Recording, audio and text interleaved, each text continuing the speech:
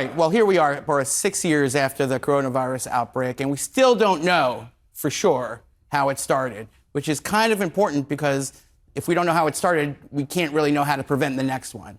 And for a lot of understandable reasons, that issue got completely politicized over the course of the last 6 years.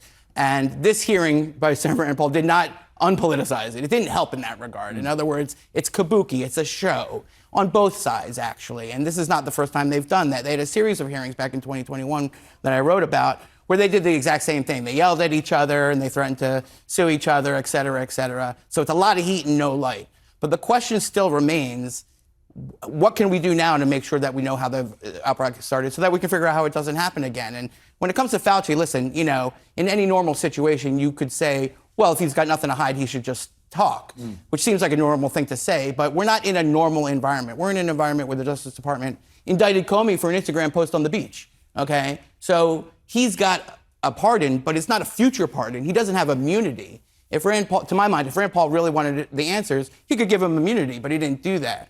So knowing that he could be indicted for almost anything in this era, I completely understand why he took the fifth. It seems actually legally advisable. Not a lawyer, but you know. You point out questions about the origins of COVID, and I do want to ask you about that because obviously the lab leak theory was brought up today, as well as questions over gain-of-function research.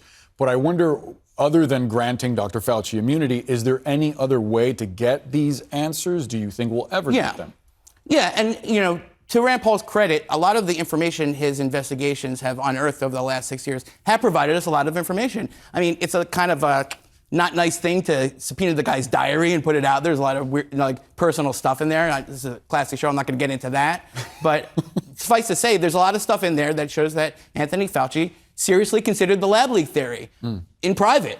But him and his friends in public always poo-pooed it, and they always talked it down. So that's a difference. That's interesting. Now, what can we do now? It's really the best question.